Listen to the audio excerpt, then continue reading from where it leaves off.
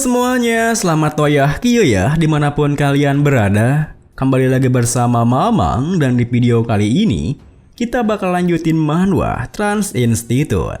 Kita masuk di part 60. Sebelum kita masuk ke videonya, Mamang mengucapkan terima kasih banyak buat someone yang udah ngasih Mamang kopi ya. Tapi buat manhwa rilis yang kalinya itu masih belum bisa update ya, soalnya baru habis season pertama, jadi nunggu season keduanya dulu, oke? Lanjut. Di awal video ini, baru saja Caesar akan melangkah pergi dari sana. Tiba-tiba saja ia dikejutkan ketika mendengar suara teriakan anak-anak buahnya yang dibarengi dengan satu anak buahnya yang terlempar di dekatnya. Tentu saja, hal itu membuat Caesar penasaran dengan apa yang terjadi, hingga ia menghentikan langkahnya dan berbalik melihat ke arah para anak buahnya. Namun, betapa terkejutnya Caesar ketika melihat Kim Jun yang menghabisi anak buahnya dengan mudah yang membuatnya mengumpat kesal. Apa nih? Apa yang sedang terjadi di sana? Weh, Sia, dari mana bajingan ini datang? Aku harus segera meninggalkan tempat ini, tekan tombolnya dan pergi ke Sicily. Tapi, aku tidak bisa menekan tombolnya dari sini. Sayangnya di tengah keraguan-raguannya, Kim Jun telah menjadi gerak-gerik anehnya yang membuatnya berjalan mendekat ke arahnya. Hingga Caesar yang semakin panik dan berusaha melarikan diri di sana. Tunggu, kenapa bajingan ini mengejarku? Dax, tahan dia Dax, sialan. Mendengar teriakannya, para anak buahnya pun melompat dan berusaha menahan Kim Jun dengan tubuh mereka. Hiya, aduh, tahan dia. Kerahkan seluruh kekuatan kalian untuk menahannya. Gila, kenapa orang ini kuat sekali? Sayangnya, meski mereka telah mengerubung Kim Jun dengan menumpukan tubuhnya, mereka semua langsung terlempar dari saat Kim Jun menghentakkan tubuhnya dan menerjang ke arah Caesar. Bahkan meski Caesar sempat menggunakan sebuah shield untuk menahannya, shield miliknya langsung hancur hingga Caesar terpelanting lumayan jauh ke belakang. Meskipun begitu, Kim Jun sama sekali tak memberinya sebuah jeda waktu dengan langsung mengejarnya, yang membuat Caesar semakin panik terkejut. Ada apa ini? Kenapa dia terus mengejarku? Padahal semuanya berjalan lancar sebelum dia datang. Seperti detik kemudian, Caesar yang merasa nyawanya di ujung tanduk mengeluarkan remote untuk bomnya sembari mengatakan, "Ya, jangan bergerak." Melihat remote untuk bomnya, Kim Jun pun sontak menghentikan terjangannya, yang membuat Caesar bisa sedikit bernapas lega. Hahaha, sudah kuduga. Kau tahu tentang alat ini kan? Jika kau maju selangkah saja, aku akan menekan tombol ini. Kau tahu apa yang akan terjadi bukan? Mendengar hal itu, bersamaan dengan Caesar yang menjauh darinya, Kim Jun yang tak ingin bertindak gegabah pun mengatakan, "Jika kau menekan tombol itu, kau juga akan mati." Melihat Kim Jun yang menuruti ancamannya, Caesar pun tersenyum membalas, "Bukan ide yang buruk juga jika kita semua mati. Jangan macam-macam lagi. Jika kau bergerak sedikit saja, aku akan menekan tombolnya. Woi, bangun Dax, tahan dia." Sejujurnya, pergerakan membuatku terkejut. Tetapi, aku juga seorang hunter rank S loh. Jika kau bergerak sedikit saja, aku mungkin tidak sengaja menekan tombolnya. Ya, jika kau ingin menjadi abu bersama dengan warga Tanzaro, aku tidak akan menghentikanmu. Sekarang, kenapa kau tidak menurunkan senjatamu itu?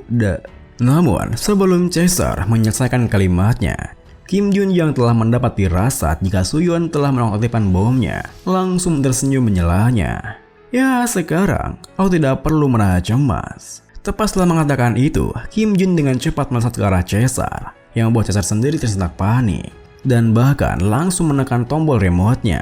Bajingan gila, kau sungguh ingin kita mati bersama, ha? Namun, meski ia sudah menekan tombolnya, tak ada yang terjadi di sana, yang tentunya membuat Caesar merasa kebingungan. Loh, apa aku salah menekannya? Di tengah kebingungannya, Kim Jun tersenyum menghela napasnya mengatakan, "Kerja bagus, Suyun." Sesaat kemudian, Albano terbangun di sebuah ruangan yang asing baginya. Namun pertanyaan langsung teralihkan ketika melihat Caesar yang berjalan ke arahnya. Hingga Albano yang merasa jika situasinya telah berbalik berpikir, "Caesar, kau?" Benar, seharusnya memang begitu. Aku tahu ini akan terjadi, tak peduli seberapa kuat Kim Jun. Tidak mungkin dia akan menang melawan kelompok mafia. Dengan pikiran seperti itu, Albano tersenyum bertanya, "Sudah kuduga, Caesar, kau datang untuk menyelamatkanku kan?" Sayangnya, harapannya langsung sirna ketika Caesar yang babak belur membalas, "Tidak, Albano, aku juga tertangkap. Tentu saja, hal itu membuat Albano kebingungan. Ditambah lagi, Kim Jun muncul di belakang Caesar mengatakan, "Oh, kau sudah sadar ya?" Seketika itu juga, Caesar yang ketakutan dengannya terjatuh dan berusaha menjauh darinya. "Wah, tolong, ampuni aku. Jangan bunuh aku, kumohon." Bersamaan dengan Elena yang tiba di sana, Kim Jun mengatakan, "Tepat sekali, Nona Elena punya beberapa pertanyaan untuk kalian." Meskipun Elena penasaran, apa Caesar juga ditangkap oleh Kim Jun, ia melangkah mendekat menuturkan, "Rencana kalian sudah gagal, jadi ceritakan semuanya. Bagaimana cara kalian untuk keluar dari Sicily?" Mendengar pertanyaannya, meski Albano menolak untuk menceritakannya, Caesar yang trauma dengan Kim Jun langsung menjawabnya, "Itu, kami memiliki jalan rahasia. Kami melewati jalan rahasia untuk keluar dari Sicily." Tentu saja, sikapnya yang seperti itu membuat Albano di belakangnya terkejut. "Caesar, kau dasar anak kon!" Namun, sebelum Albano menyelesaikan kalimatnya, Kim Jun langsung menghajarnya. "Berisik sekali, balik tidur saja sana." "Ah, jadi ada jalan rahasia. Sekarang kau minta ampun, ha? Bukannya tadi kau ingin membunuh 90.000 warga Catanzaro ya? Jadi, coba ceritakan semuanya." Dengan begitu, Caesar yang tak punya pilihan lain pun menceritakan semuanya di sana. Saat kemudian, Albano yang terbangun dari pingsannya terperanjat kaget ketika melihat semua anggota Dream Team di sana, yang buatnya langsung mengerti jika Caesar telah menceritakan semuanya. Albano yang tak punya pilihan lain pun mengatakan, 70 juta euro. "Jika kau mengampuni kami, aku akan memberimu 70 juta euro." Tentu saja perkataan yang membuat Kim Jun terperanjat. 70 juta euro? Kalian punya uang sebanyak itu? Albano menghela napasnya bertanya, "Kalian pikir kami ini siapa?" Kim Jun membalas, "Kriminal kan?" Albano menimpali, "Kami bukan sekelompok kriminal biasa. Kami ini mafia. Kami para mafia memiliki banyak bisnis, judi, narkoba, pinjaman. Melalui berbagai aktivitas ilegal, kami menghasilkan 53 miliar euro per tahun. Benar, kami setidaknya punya sekitar 78 triliun won. Semua itu hanya hal kecil yang kami lakukan tanpa tercium oleh Andrea. Jadi, biarkan kami pergi. Sebagai gantinya, aku akan memberikanmu 100 miliar won." Tentu saja, nominal uangnya membuat Kim Jun tak bisa menahan tubuhnya, yang membuat Albano tersenyum puas karena meski Kim Jun berlagak seperti hero, pada akhirnya semua ini hanya masalah uang. Lalu, tanpa tahu jika Suyon hampir muntah di sana, Kim Jun yang menjadi sesuatu bertanya, "Ah, tunggu, bukankah tadi kau punya 78 triliun? Tapi kenapa kau ingin bebas hanya dengan membayar 100 miliar won saja? Itu tidak akan terjadi. Di mana bosmu?" Tentu saja, tingkah Kim Jun yang seperti itu membuat Albano kebingungan. Bahkan membuat Elena dan anggota Dream Team di sana menggelengkan kepalanya, di mana mereka berpikir mungkinkah Kim Jun akan memanfaatkannya karena tergila-gila dengan uang. Dan ternyata dugaan mereka benar adanya, di mana Kim Jun berniat untuk menyeret uangnya dengan mengatakan, "Hei, aku bertanya, di mana bosmu? Bajingan yang bernama Francesco atau apalah itu? Ah, lupakan, dia pasti ada di Sicily. Ngomong-ngomong, kalian juga memperdagangkan orang kan? Yang pura-pura bodoh begitu, karena aku juga akan menjualmu untuk mendapatkan beberapa uang." Tepat setelah mengatakan itu, Kim Jun kembali menghajarnya, yang membuat Minyo menghela napasnya berkomentar, "Bajingan itu banyak omong, tapi malah diajar oleh kapten karena kesombongannya sendiri. Sungguh malang nih nasib bajingan itu di tangan kapten, ya kan?" Mendengar komentarnya, Hayon yang pernah mengalaminya pun terdiam, di mana keringatnya kini mengucur deras. Kemudian, Elena yang merasa khawatir bertanya pada Kim Jun, "Hunter Kim Jun, apa Anda sungguh akan pergi menemui Francesco?" Sembari menyimpan kembali kelompaknya, Kim Jun pun mengangguk mengiyakannya, yang membuat Elena langsung menghentikannya. "Itu terlalu berbahaya. Sicily adalah markas utama para mafia. Ada rumor bahwa 90.000 orang anggota mafia berkumpul di sana. Terlebih lagi, Francesco adalah high-ranking S-Class Hunter. Dia nyaris setara dengan pahlawan Katak Laisa. Rencana ini terlalu gegabah. Namun, sebelum Elena menyelesaikan kalimatnya, Kim Jun langsung menyelanya. "Situasi ini tidak akan selesai sebelum kita mengatasi para mafia. Insiden di Catanzaro sudah memberi kita pelajaran. Masalah yang dihadapi Italia itu bukan distorsi danger, tetapi mafia. Lagi pula, kami juga punya rencana. Bukankah ada jalan rahasia yang mereka gunakan?" aku akan pergi ke sana untuk membuat sebuah kesepakatan tentang perdagangan manusia dengan Francesco. Tentu saja, kalimat terakhirnya membuat Elena kebingungan. Maaf, apa? Kita beralih ke gedung parlemen Italia, di mana di salah satu ruangannya terlihat Pak Marcello, Pak Samuel dan Antonio yang tengah melakukan sebuah pertemuan untuk membahas sebuah kota bernama Messina yang berada di sebelah kota Sicily, di mana ada begitu banyak pro hunter yang tinggal di sana yang merupakan kota penghubung antara kota Sicily dengan wilayah utama Italia.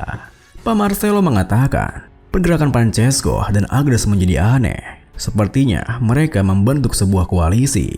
Pak Samuel yang tak mengerti maksudnya bertanya, "Koalisi? Apa maksudmu?" Antonio menimpali, "Sepertinya Francesco dan Agnes bersiap untuk perang habis-habisan. Anggota kami yang meminta-matai mereka juga tidak pernah mengirimkan update. Sepertinya penyebaran mereka telah terungkap." Pak Marcello menambahi, "Pak Perdana Menteri, kita tidak boleh berdiam diri begitu saja. Kita juga harus bersiap." Mendengar semua hal itu, Pak Samuel terdiam tegang berpikir. Situasi ini menjadi lebih buruk lagi. Dream Team sekarang bertanggung jawab untuk keamanan Italia. Aku pikir kami sudah mencapai keseimbangan, tapi sepertinya kami malah mempercepat musim bubo. Jika grup Francesco dan Agnes bergabung, jumlah mereka akan menjadi sekitar 10.000 orang. Perang akan terjadi jika kami menyerang mereka dengan 100.000 orang pasukan kami. Pasti akan ada banyak korban jiwa. Padahal saat ini 90.000 warga di Catanzaro sedang ditawan.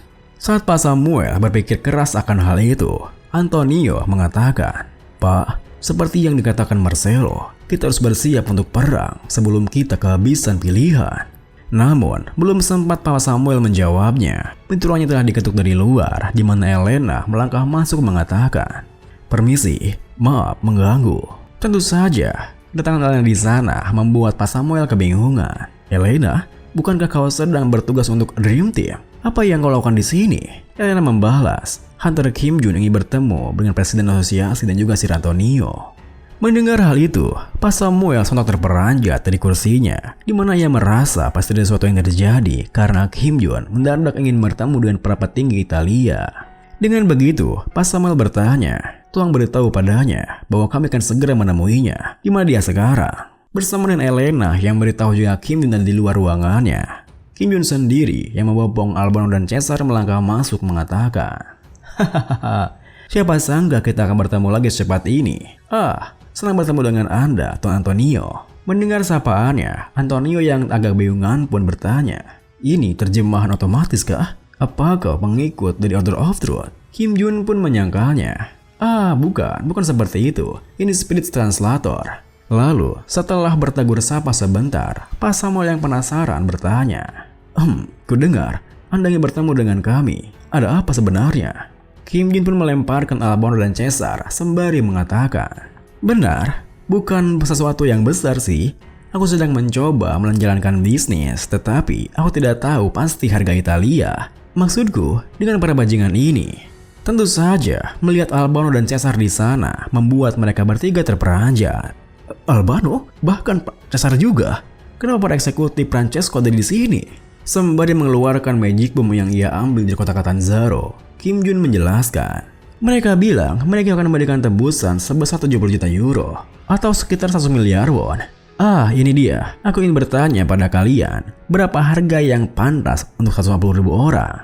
Tentu saja, mereka bertiga sama sekali tak mengerti dengan apa yang dikatakan Kim Jun. Apa yang Anda katakan? Bagaimana dengan permintaan kami untuk terkait Danger dan benda yang besar itu? Ini apa?" Untungnya, Elena yang mengerti kebingungan mereka bertiga langsung menjelaskan semuanya. Hingga Pak Samuel langsung menundukkan kepalanya mengatakan, terima kasih banyak, Hunter Kim Jun. Sebagai Perdana Menteri yang seharusnya merepresentasikan Italia, apa yang aku lakukan tidak ada bedanya dengan menutup mata kepada 90.000 warga Catanzaro yang tak bersalah. Jika Hunter Kim Jun, maksudku, jika Dream Team tidak mengatasinya, apa yang harus aku lakukan saat berita pembantaian itu menyebar? Sungguh, terima kasih banyak. Namun, alih-alih menerima terima kasihnya, Kim Jun malah kembali menanyakan hal yang sama. "Ya, itu nanti saja terima kasihnya. Berapa harga yang pantas untuk 150.000 orang anggota mafia?" Mendengar hal itu, Pak Marcelo membalas, "Apa maksudmu berharga tebusan bagi mereka sendiri?" Kim Jun pun mengangguk menjelaskan, "Benar, ini adalah magic bomb yang ditanamkan di Catanzaro. Ini belum meledak karena tim kami menghilangkan magic power di dalamnya. Tetapi, ini bisa kembali digunakan jika telah diisi kembali.